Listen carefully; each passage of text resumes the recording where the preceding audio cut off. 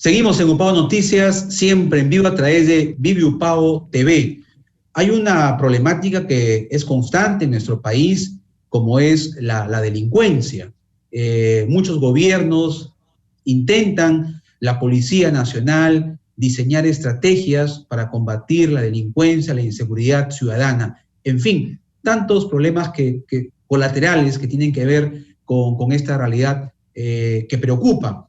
Y más aún cuando son cada vez jóvenes, adolescentes, desde los 12, 13, 14 años, que incursionan lamentablemente en el mundo delictivo. Vamos a conversar sobre esa realidad problemática y qué tan factible es que estos jóvenes que empiezan a robar a los 12, 13, 14 años, por muchos factores, entre ellos hogares disfuncionales, pueden cambiar su comportamiento. Es decir, podemos tener la esperanza que estos jóvenes puedan luego ser profesionales exitosos, que puedan triunfar en una empresa, que puedan generar su propia organización, o siempre van a estar con esa huella de haber sido delincuentes en su adolescencia. Conversamos con el psicólogo de la Universidad Privada Antero Orrego, docente de la Escuela de Psicología, el doctor Juan Santisteban. Doctor, bienvenido a Upao Noticias. Buenas tardes. Buenas tardes nuevamente con ustedes y gustoso de poder compartir y tocar o hablar de este tema que acabas de mencionar, que es muy importante, ¿no? Sí, gustoso de estar nuevamente con ustedes.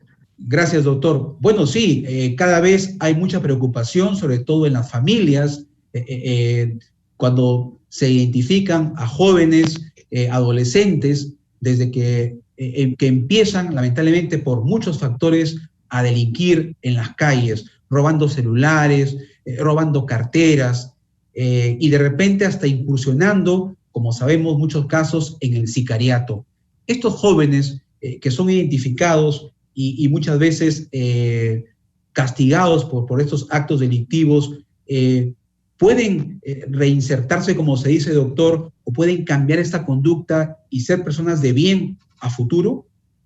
Bueno, es importante y muy interesante el tema, pero en su análisis habría que establecer dentro de la perspectiva psicológica el cómo se desarrolla esta personalidad, ¿no? Vamos a hablar de factores tal vez que llevan a estas personas a realizar este tipo de conducta. Se dice que ellos no nacen, se hacen, ¿no? Y en ese proceso considerar muchas variables para poder también determinar esa proyección, ¿no?, de estas personas. Por ejemplo, ¿no?, si hablamos de factores genéticos, si hablamos de factores tal vez familiares, experienciales, culturales, y tal vez en esa cronología de cuando estas situaciones aparecen alrededor de este niño, vamos a ver esa posibilidad de cómo es la evolución del cuadro. Digo esto porque sí se observa la posibilidad en la medida de que la intervención sea también multidisciplinaria. En ese sentido, hay trabajos muy interesantes, ¿no?, con estas personas. Por ejemplo, desarrollar sus inteligencias múltiples, ¿no? Y esos son trabajos de investigación que han sido muy aplicativos, ¿no? Estas personas han desarrollado habilidades en sus inteligencias múltiples, baile, arte, música, y que pueden, en la medida de cómo se intervenga y cómo se genera el trabajo multidisciplinario, dar una posibilidad y una opción mucho más positiva para estas personas. En ese sentido, o sea, se parte de que no hay una cura única, ¿no? O sea, no hay una variable o un factor determinante que pueda decir es el único elemento a trabajar para modificar este comportamiento. Debemos hacer una intervención, por eso yo planteaba multidisciplinaria, ¿no? Y en ese contexto, el trabajo sería a nivel de esas inteligencias múltiples. Sí he tenido la posibilidad de ver, por eso te digo esto, ¿no?, casos con estas características a nivel de personalidad que sí pueden adaptarse, ¿no?, reinsertarse y establecer habilidades a partir de esta intervención. Pero es necesario, eso sí, es necesario un trabajo multidisciplinario, repito, ¿no?, y con gran apoyo del Estado y de los diferentes entes, ¿no?, normativos de la sociedad que nos permitan hacer este trabajo y lógicamente dar una posibilidad para poderlos insertar.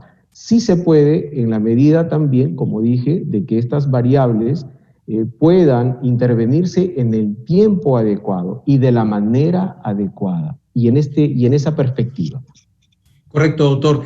Ahora, es probable que estos chicos, cuando han empezado en esta actividad delictiva a los 13, 14, 15 años durante su secundaria, y después en el camino encuentran, como usted dice, una ayuda en el deporte, en las actividades culturales, en diferentes ejes, como usted dice, actividades transversales, multidisciplinarias, y pueden llegar hasta la universidad, incluso a estudiar una carrera universitaria.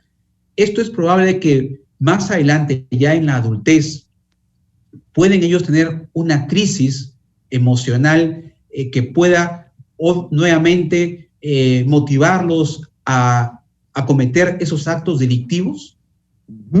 Eso es importante. Mira, hay un autor que hace una investigación y pone un libro muy importante, ¿no? Es Theodore Millon, ¿no? Que hace un libro interesante sobre el desarrollo de la personalidad. Él dice en su investigación de que si una persona está constantemente expuesta a un continuo sindrómico, o sea, a una variable externa, ya sea social, sea cultural, va a ser mucho más difícil que esta persona pueda desarrollar un cambio. Pero si una persona se expone a un proceso en el que se hace una intervención en el momento determinado y con los profesionales adecuados, o sea, sí va a darse esa opción de que pueda revertir este comportamiento, que puede tener hasta bases genéticas, y pueda modificar su conducta, ¿no? Y poder adaptarse. Y en ese sentido, tal vez el proceso de que en etapas posteriores vuelva a establecer o a activarse el cuadro va a ser no tan significativo. En ese contexto, o sea, eso sí es importante. Nosotros tal vez nos preocupamos de que la formación de estas personas y de las personas en general debe ser desde una perspectiva muy cognitiva, ¿no? Entonces nosotros también debemos preocuparnos, y en ese contexto, de desarrollar la inteligencia emocional, que es mucho más variable correlacionada al éxito de la persona. Y cuando digo de la inteligencia emocional, puedo hablar justamente de este aspecto que va a permitir revertir mucho, tal vez en estas personas, si se desarrollan en programas que permitan desarrollar estas capacidades. Pero, y ahí viene justamente esta parte que te decía, ¿no? Del apoyo del gobierno, de las instituciones, porque es un trabajo multidisciplinario. Eso sí es importante. Claro. Eso también puede, según lo que usted manifiesta, doctor Santisteban, es de que va a depender mucho del clima, del entorno donde va a interactuar este adulto, ya que en su infancia, en su adolescencia, tuvo actos delictivos, y si ahora que es un adulto ya y ha cambiado su comportamiento, aparentemente ha estudiado, ha trabajado, de repente ya tiene una familia, es padre de familia, va a depender mucho también de ese apoyo emocional que recibe de su familia para que ya no pueda cometer esos actos en caso sufra una depresión, por ejemplo, o la pérdida de un ser muy querido, y que esa depresión, ese dolor, pueda generar en él esa conducta delictiva y vuelva a robar, por ejemplo. Claro, sobre eso es importante el factor tal vez del entorno, que va a ser un elemento de apoyo, ¿no? Un factor protector, ¿no? O sea, en ese contexto, si estas personas ya luego de un trabajo de intervención multidisciplinario en el momento adecuado, es mucho más probable que estas conductas no se vuelvan a activar. Pero si hablamos de que estas personas, o sea, establecen un contexto o se mantienen en un contexto cercano sobre estas variables, es probable que este comportamiento pueda tener un porcentaje de volver a presentarse. Pero sí, los factores protectores a nivel de familia, a nivel de sociedad, son elementos fundamentales. Y la intervención como estamos planteando, tiene que ser en el momento adecuado y con un equipo multidisciplinario. Hay muchas experiencias que sí pueden tener esta posibilidad de resultados positivos, ¿no? De ver justamente en estos adolescentes cómo luego de incurrir tal vez en un contexto de violencia, de delincuencia, pueden desarrollar estas capacidades, trabajando de manera sostenida y orientando el trabajo al aspecto más emocional, de la inteligencia, como se plantea en la teoría de Gardner, ¿no? Las inteligencias múltiples. Y en ese sentido, muchos programas que se han desarrollado también acá en un momento determinado en Trujillo, en zonas muy álgidas de este tipo de problemática, se han hecho este tipo de investigaciones y se ha logrado justamente que estos adolescentes puedan dirigir sus objetivos de vida a aspectos mucho más positivos. Sí hay el proceso. Correcto. Finalmente, doctor, cuando usted se refiere a intervenciones, se refiere a una asistencia profesional que vaya a un proceso de terapias, de talleres, de asistencia psicológica. Esto, por lo general, ¿qué tiempo debe ser sostenido? ¿Cuánto va a demandar una intervención de esta naturaleza para poder garantizar, si vale el término, de que esta persona, ya hoy convertida en un adulto, pueda ya no regresar a esos comportamientos delictivos? Claro, teniendo en cuenta ello, es importante, por ejemplo, ya a nivel de familia, ¿no?